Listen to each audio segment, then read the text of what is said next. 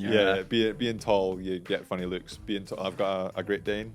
Okay. And so like me and him walking along. It'd be weird if you had a Westie though, wouldn't it? Yeah, that would be strange. Yeah. So I'm used to the weird looks, but yeah, doing whether it's YouTube or just walking down the street being tall. Yeah.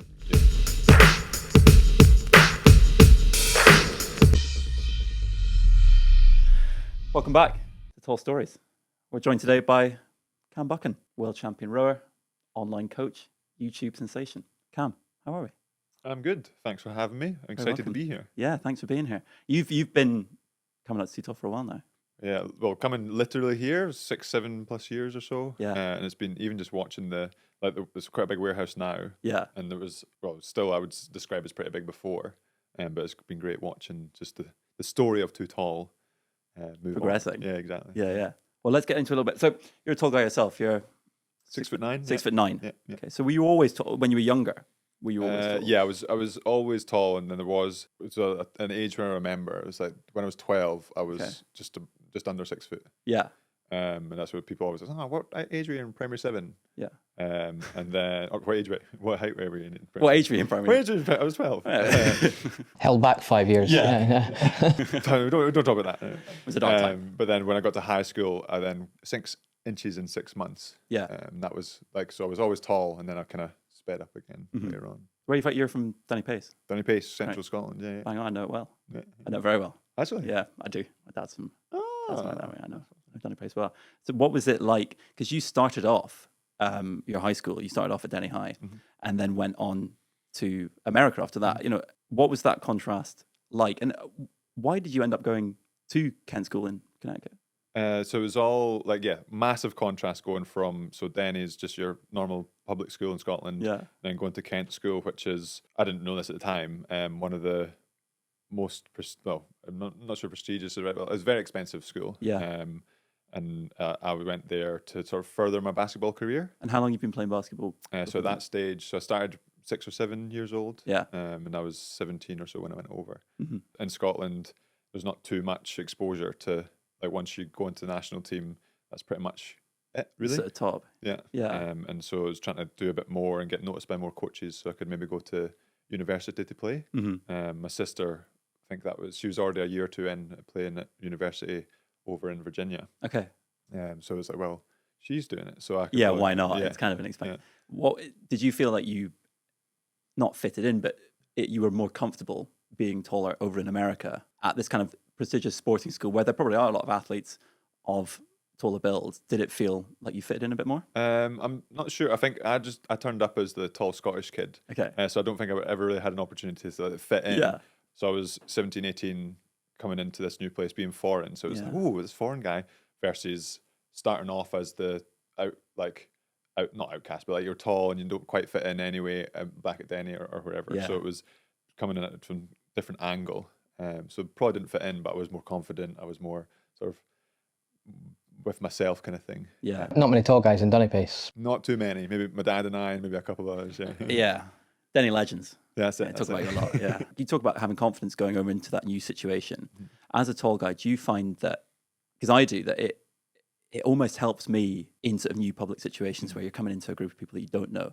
It's sort of something you're like, oh, I know they're going to say something about this. Yeah. And you can instantly kind of fall into the group or fall into and have that kind of back and forth with people. Yeah. It's an easy icebreaker, but it definitely wasn't like that when I was younger. It was more like you're feeling that, again, I say outcast. It wasn't so much that far outcast, but it was that sort of, I was fine with it, but other people seem to be like, oh, you're not the same. You're weird or whatever. But now it's an easy icebreaker. Just I'm 6'9", or like I did play basketball, or now I row or wherever. Yeah. Well, speaking of rowing, let's get into it. You went over to America playing basketball. How did you fall into rowing? Kind of a longish story. I'll kind of cut it down, but basically it was went over, played basketball, was doing well, and then I didn't know this as well about the school I went to, that they're pretty good at rowing. Yeah. And just every sort of few weeks, the rowing coach would, do you want to try? No, I'm playing basketball. Do you want to try? And then it got to the springtime where it's like you do your free sports for the year. Okay. So I'd finished the basketball season, and then the idea was to basically train in basketball, but not as an official sport. So do another sport. So you had the chance to actually try some new things at that point. Oh, great. And it was so the initial choice was, okay, I'll do fitness, which is essentially go to the basketball court and you shoot around and you go to the gym. And then I think I did that for about a week, and I was like, well, I'm so used to playing in a team sport. I was like, well, doing this all by myself just doesn't feel right. And so I reached out to the rowing coach. I was like, is there any chance I know it's a week past the deadlines for changing sports and stuff or whatever. And it's we can do that. Jump to the chance. Little did I know, someone actually quit that day, so it made space. Oh wow! So there's a couple of things like that at the school. It was just I didn't know about the school being good at rowing. That day, someone quit, and then I sort of asked then, and just from there it was started rowing, getting coached. And I remember the first day I went out on the water, didn't have rowing kit, so I went out in like basketball shorts and stuff, and then they were getting caught on the slide, and I really enjoyed it, but it wasn't smooth sailing, if you will. No. Yeah. Not quite. Did you immediately fall in love with it? Yeah, 100%. Yeah, I think it was just the people doing it, as opposed I really enjoyed the actual rowing aspect, but it was just everyone was so supportive. Yeah. Everyone was like, oh, I'm not sure if that's because it's just saw some tall guy and was like, oh, you could be really good or whatever, but just took to it like a duck to water. Wow, literally. Did it help coming in with like a level of fitness that you would have gained with basketball, but also being able to do it because it's a taller, it leans to that taller end. Yeah. It probably helps when you go into that. 100%. Yeah. So rowing being like a leverage sport, so being tall helps that. But then coming in from the basketball side of things, already been doing. So we would play basketball, do the session, doing 2 sessions a day anyway. So 2, 3, 4 hours a day of some sort of workout. Yeah. And going into rowing, I was fit. Yeah. Not quite rowing fit, but I could transfer it relatively easy. And so the times and all that stuff were coming down quickly. And I was as the season went on, I could compete against the guys who'd been doing it for longer, just a little bit of that fitness and the size. And you did really well enough to eventually get a scholarship to Northeastern. So I can't, it's been a while now, so I can't remember the exact, so every time I tell the story, it like gets shorter the amount of time I actually started rowing and then got offered a scholarship to uni. But I swear it was less than a few weeks. And I think it was probably because the coach at the school was very well known. So he had a word with the university that I eventually went to, I think, and he came to see me and he said, okay, do I go to school for rowing or basketball? And I kind of was like, well, kind of depends. Like, what's the school like? What do they offer? And then it was the coach came out to see me, and because they're in Northeastern Boston, yeah, right. So right on the Charles. Yeah, exactly. Yeah. So they're probably one of the best places to row in the world. You've got a massive event there every year. And then even just there's multiple unis. You've got Harvard, BU, and Northeastern as well there to all race. Your height would have helped you a lot with basketball. Do you think it would have helped you as much with rowing? Probably helps less in rowing than basketball. Obviously with basketball you can have like quite a range, depending on where you play. Whereas rowing, it's that there's almost like an ideal. I'm probably going out of that ideal. So yeah, leverage sport. What kind of would be that ideal sort of height? Maybe I would say like 6'3", 6'4". Obviously you can be either way, but I think it's not necessarily about the overall height. What can because I say leverage sport, sometimes just even like longer arms, like actually really long arms versus your height can make a massive difference. And it means that you can reach further without leaning further. So it makes you a little bit more compact and able to do so if you're 6'3" but have my wingspan at the 205, 6, whatever it is, then you don't have to impact as much. And if you're a bit smaller, you're a bit lighter probably, so that can impact it as well. So helps, but can be a hindrance sometimes. Do you find you had to make sort of changes to your training, going from basketball to rowing, as a way of sort of compensating for your height, or trying to figure it out? Because what was the sort of average height in that crew? Were they all sort of a similar level to you, or did you find you had to compensate? So I was, basketball wise, like I said, you've got that variation. You've got your like point guards who might be a bit shorter, but even then you're still 6'2" or whatever. And then I was a centre or forward, and we had a couple of guys my height or taller. But then going into uni, I'm not sure if it was just the guy recruiting that year just had a really good one. But the average height for that crew, my first year was 6'6" or 6'5", so we all just kind of fit in together. Yeah. How did it feel being around a group of guys that were sort of eye level? Yeah, really good. And that's what I think. There's more. There's more of that. There's actually more of that, I think, in rowing. I said, like you think playing basketball, a lot of people will be tall, which there are a lot of tall people in basketball, but I think rowing wise, the average is that little bit higher. So it was, you're surrounded. It wasn't until the first like regatta I went to where I was like, oh wow, it's not just my crew that's maybe on that higher average. It's just the whole sport. Yeah, it tends to be taller. I know we're trying not to bash knees when we're sitting here. So rowing at uni, once you finished there, coming back to the UK, get a call from GB. Yeah, so it kind of went, so because I was at uni, I could do the World University Games. And so that was kind of the first thing to work on post uni by the head coaches at GB, which would be the next summer. So they said, okay, so I came back the year before Rio Olympics. So they said, if you want to get onto the team, you have to come back in 2015 and then train for the year and then do the World University Championships. And then if all goes well, you can go onto the team. And everything went well, trained well, PB'd on everything. We raced well at Leander, and then won the World University Games Championships, and then was invited to the team that next year. What was it like? How was it? Were you really? Was that like?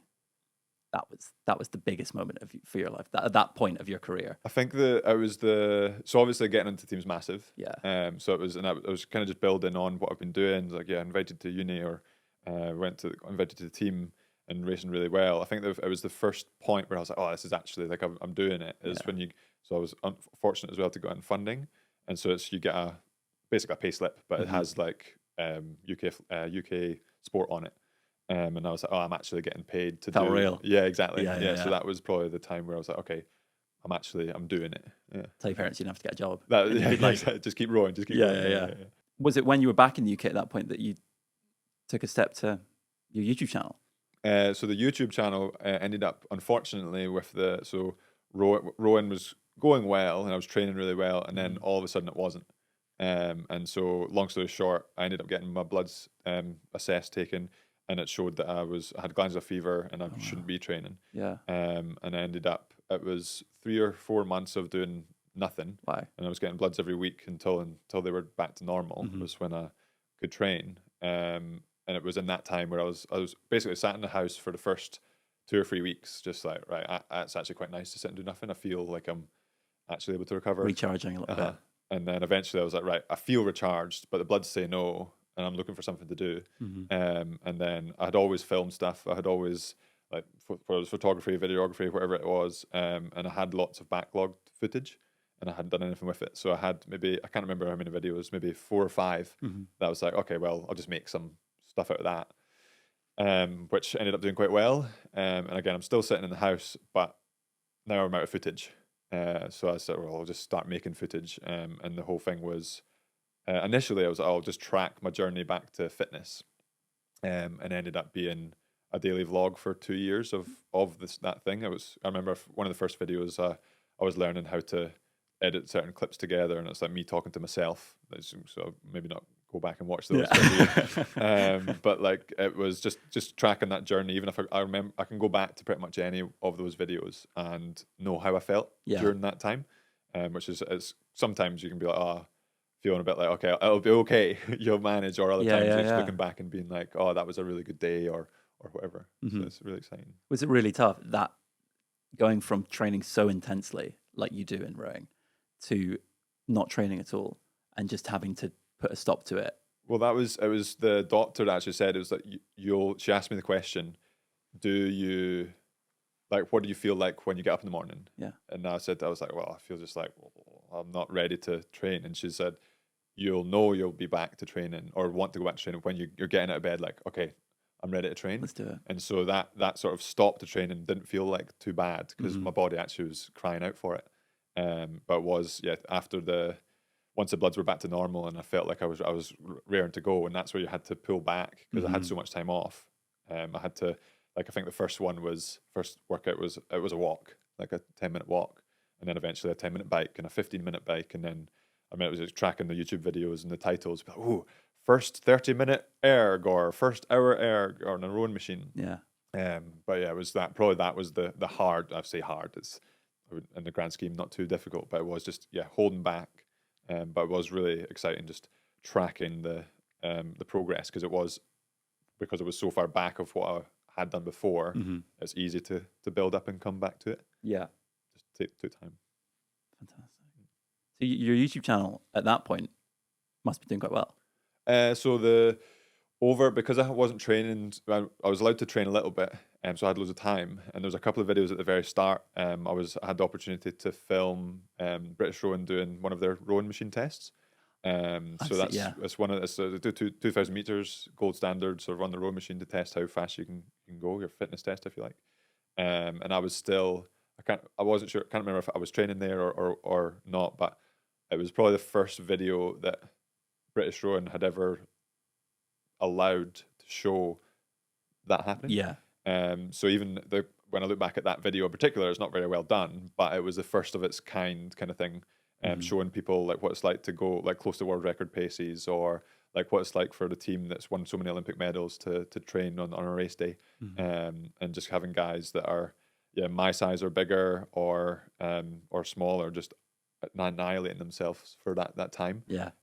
So there's a couple of videos in there that did really well, and then like I said, there's a couple of weird ones that maybe I was just doing a video for the daily videos. Speaking of some weird ones, you carried a rowing machine up Ben Nevis. Yes, so that was maybe a bit later, but I was actually speaking about this with my pals the other day. I was going up Ben Nevis anyway, and I was like, oh well, I've done it before, so I'll just I wonder what it's like to take a rowing machine up.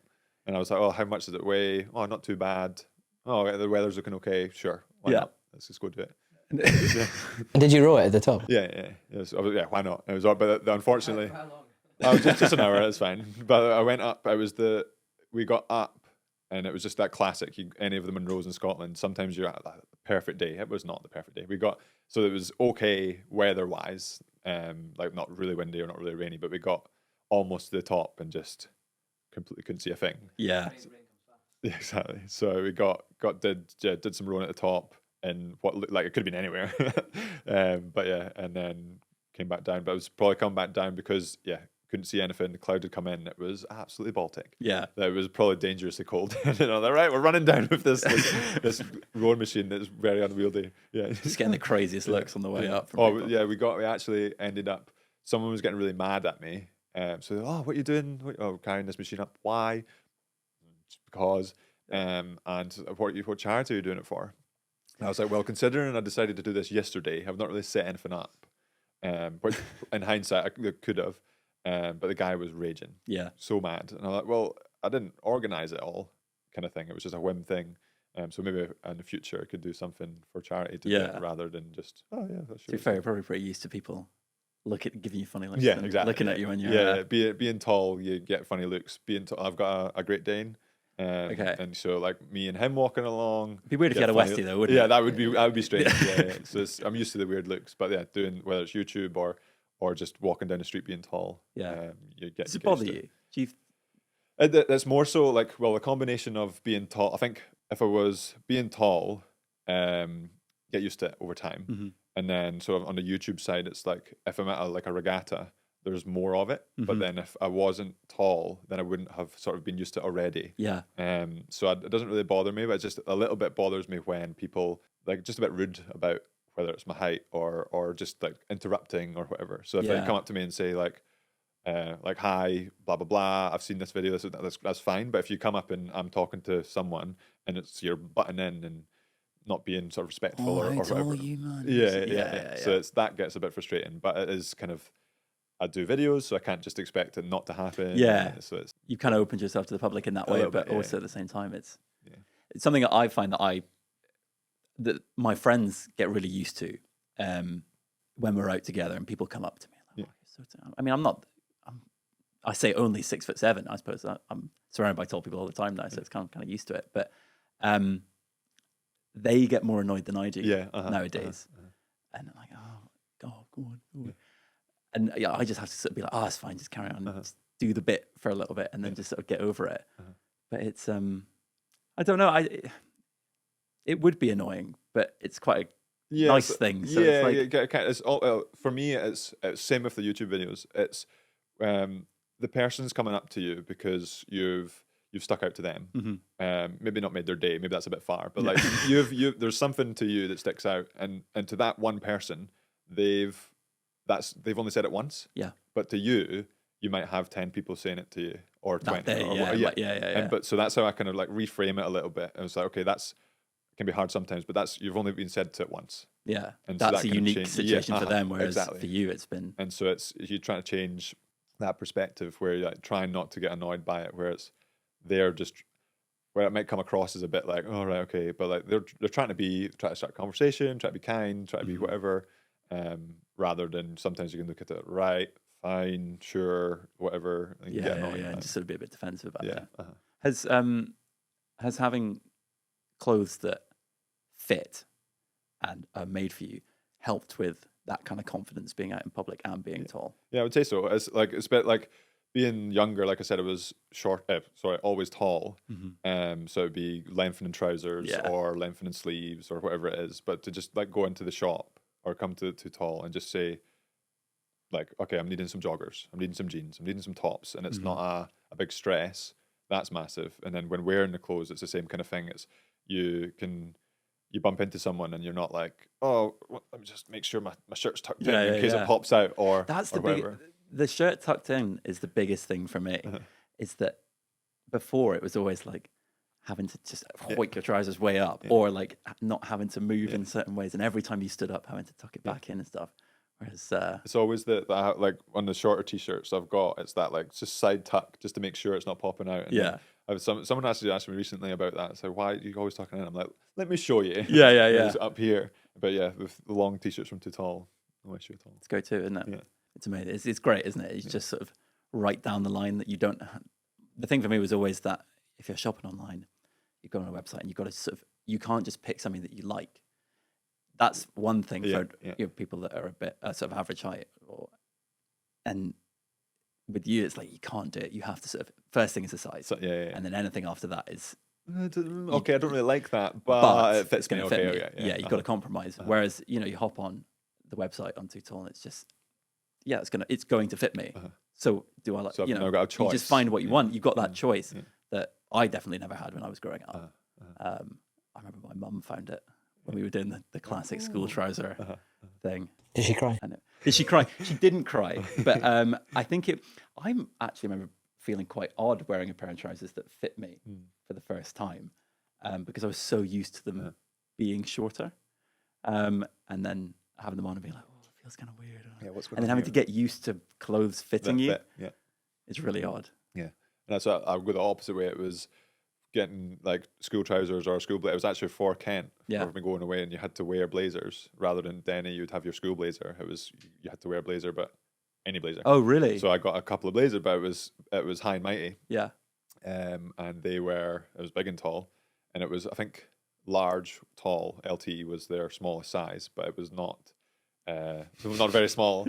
And I think I've still got the blazer, and it still doesn't fit. Yeah. Like really comfortable. But It was longer, but it was also wider. Yeah. But it's when you find pairs of like jeans, whatever, that it's like, okay, these are comfortable. And you're like, okay, I don't need to take these. Like, I'm just going to wear through them, rather than they end up just in the corner because you don't find them comfortable. Yeah, but do you find that having a positive mindset about your height, about your experiences, about your sport helps when you're coaching, particularly when people may come to you with those issues of issues with confidence or issues with certain elements that you can relate to and can help transfer that? Yeah, definitely. I think there is, the people that I coach, there's a big range. There's a guy that coaches at the club in Texas as well. So initially he was an athlete, and then he's started coaching. So he's 6'10", he shops with Too Tall. And he where else exactly, and it's just like so we get on that way. That's quite relatable. But there are people who maybe aren't as tall, but it's the sort of transferable skills, if you like. I know some people might say that rowing's only for tall people, but then you can take the idea of people could say to us, you can't do something because you're tall, and it's kind of just changing that mindset of what do you want to do? Yeah. It's about what you're wanting to and enjoying what you can do, rather than being told or being pigeonholed by height or size or anything like that. Yeah. Do you feel that you have in the past? It's not something that I've ever felt. It's often been things of mainly clothes or little trivial things like trying to like do my driving lessons when I was learning to drive and things like that. But I wouldn't say I particularly got pigeonholed in a great deal. I think it was well, when I was younger, before I found basketball, it was trying all the sports. Yeah. And football would be an easy one to try. And I don't think I ever got allowed. I was always getting goals. Yeah. And then I remember an argument broke out because I clearly wasn't the age I was telling people I was because I was too tall. But it was just go on goals. You're big enough. You can stop the ball and just boot it up the park. Yeah. So never really got maybe not necessarily got a chance, but like I never got to play it and out the field. Ended your dreams of being the Exactly. Scottish Peter Crouch. Exactly, that's it. Exactly. And apart from that, it was my parents are tall, so it wasn't ever a case of being sort of like weird or anything like that. It was always just we're all tall. My sister's tall, so it was all very normal for me. Yeah, because I was quite blessed. There was a lot of taller guys when I was in school and growing up, but none of my friends were sort of that height with me. My mum was quite tall, but it was never. So it was always kind of, whenever we were out with people saying, "Oh, you're very tall boy, you should go out there," and it was just. Yeah, I was just like I said about the arguments of people. Like people would genuinely be upset of me saying I was 10 and 5'9" or whatever it was, and it's like, well, why would a 10-year-old lie? Or even if it was 11 or whatever. And then I think just like at school, I was fortunate, and it wasn't until I left Denny and then came back to see my pals. Yeah. I didn't realize how tall they were. Mm-hmm. Like there was maybe a group of, so there's 1, 2, 3, 4 or 5 of us. One of them 6'7", 6'8" as well. Another one's like 6'3", 6'4", and then there's like 5'4", 5'5". So he's the short one of the group. Yeah. Always need one. But just for balance. Exactly. Yeah. Get the average. But it wasn't until I came back that I was actually like we were tall, and we just I don't know if it was just we found each other or whatever. We were attracted to tall people. Yeah. But I think that also helped. Yeah, going through school where it was, even though I was taller, I wasn't like feet taller. Yeah. Kind of thing than my pals anyway. Yeah. I think over time probably the average in I'm not sure if UK or the world is creeping up slowly. So maybe one day we'll be average height. Yeah. One day. In like, I don't know. A couple of 100 years. Yeah, a couple of 1,000 years it might, evolution might take that. How does it feel? I remember it was quite weird for me, having found too tall and then coming up and doing some work with the guys and starting out modelling and stuff. I always felt it was quite odd seeing myself on their Instagram or anything.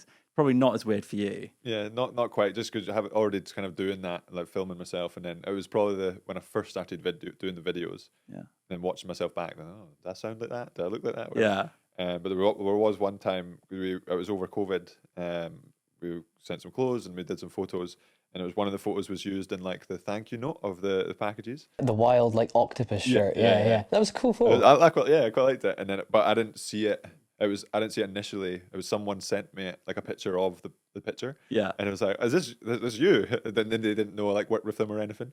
We're too tall, and it was just funny. I was like, oh yeah, that was. I've had that before, like pals sending me stories or like shots of me like posing with a basketball or something. Getting with your social media content, with working with us and sort of being on the stage, that world stage at that point, does it feel like you're kind of showing taller guys who may not have that confidence or that sort of desire to get into sport or to get into being confident, being out there? Yeah, I think so. Well, I hope so. Yeah. But it's one of those things is the amount of times that people, because I feel like I don't necessarily think of myself as tall. Yeah. Really, like I'm just me kind of thing. And when I'm filming, I'm usually like vlogging and the camera's here. So the amount of people that meet me in person, having only watched the videos, but actually, you're really tall. So maybe I don't do enough of like representation for the tall people out there. Of saying actually you can be confident and out there, and I know it can be super difficult, especially when you're younger. Yeah. To get outside of your shell. But I think it's just a case of it's like practice and once you kind of do it a few times or be confident, you'll eventually sort of find your way. It just becomes normal at that point. Exactly. Yeah. I think I definitely struggled for a long time about sort of feeling comfortable being that high. And there's definitely times now where it just becomes like, all right then. But then there's points where it's like, oh, this is great. You're at a concert, or you're in a bar and you're looking for your pal, or just these little things. You're like, oh. Yeah. I think it takes time for you to find those things. Yeah. It's like I said, when you're younger, maybe you've not been to a concert before, or you had like things like that where those advantages or those things that like that's quite good haven't happened. So you're oh, it's not very good. And it's like back at school, I would get bullied for being tall, but it's like why?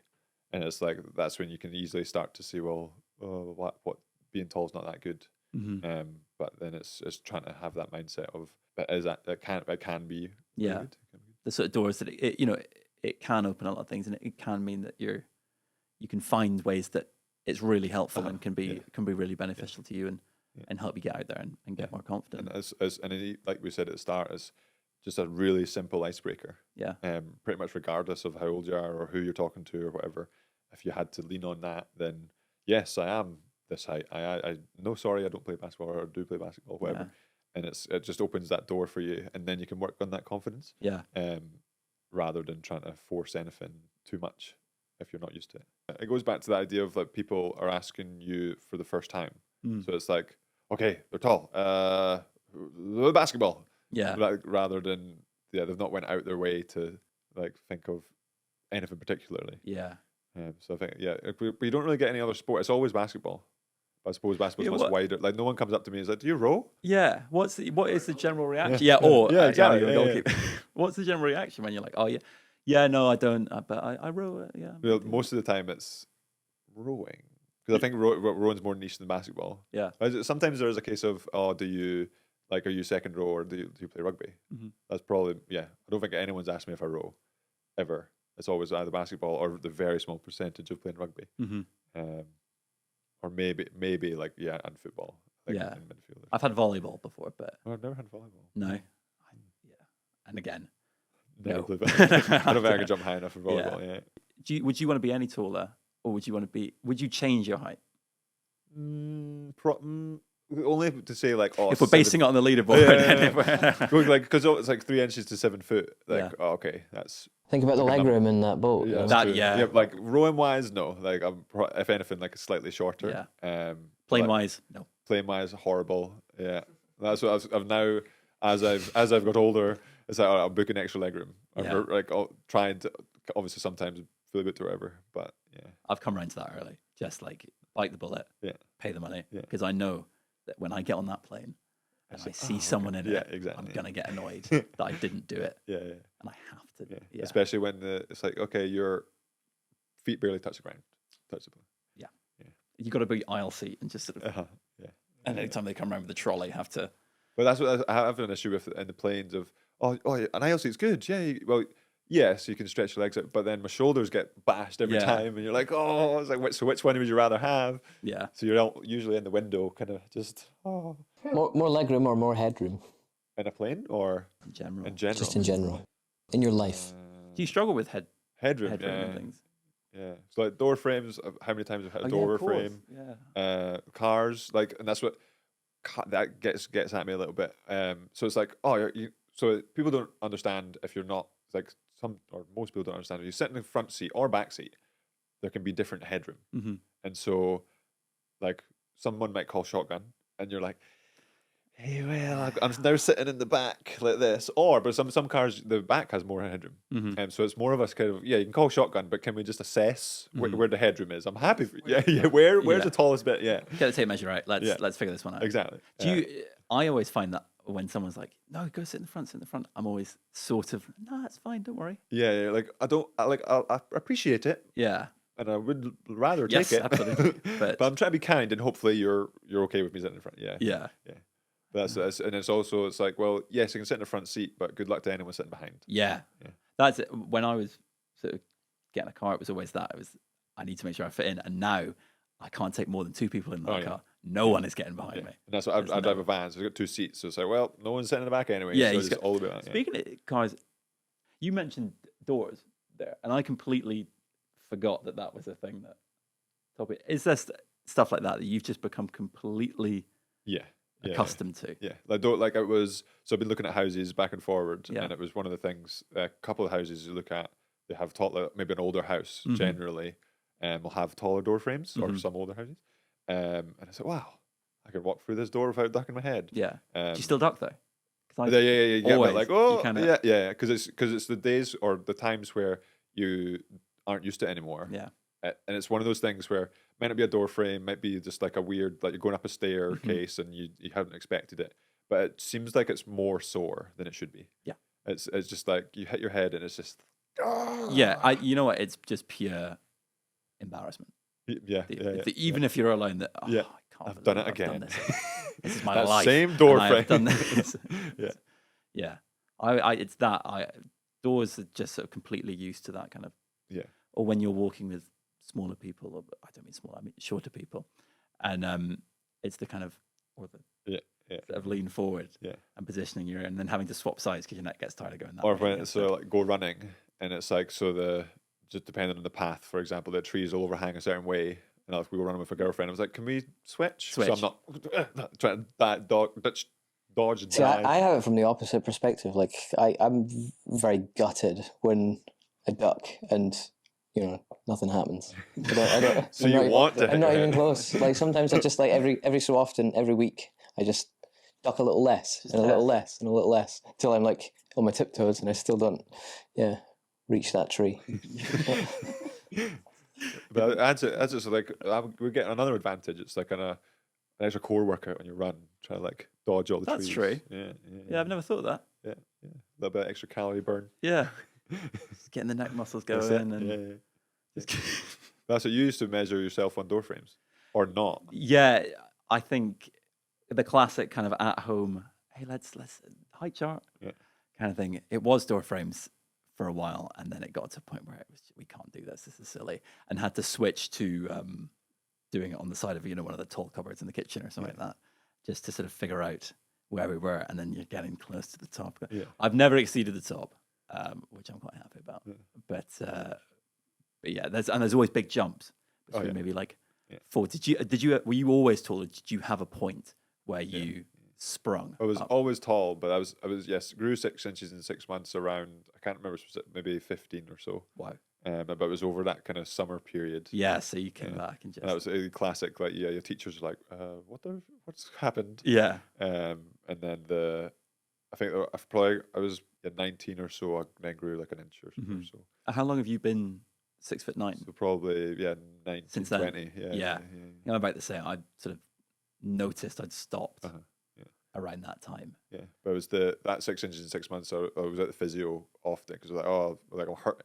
It was my heels, so it was basically just my the bones are growing faster than the muscle or the tendons, so it was pulling up the heels off, and it was always after basketball training, like warmed up, and then it would come back, and then it would cool down and sort of like be quite painful. And the physio was like, "Well, can't really do much because that's can't just let it happen." Yeah.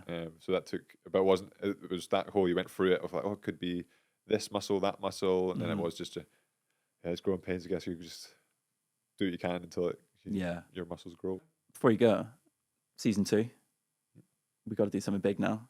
So we came up with this very original idea. You might probably haven't seen before ever, where we've got some of the guys we had on last series. Who we got there? We've got right up at the top. We got Will Jewell, 7'1", played Chewbacca, Chewbacca body double. We've got Theo Turner, Chewbacca body double. We've got Theo Turner, 7 foot, and down at the bottom, Mike Tuck, obviously love triangle fame, of course, down at 6'7".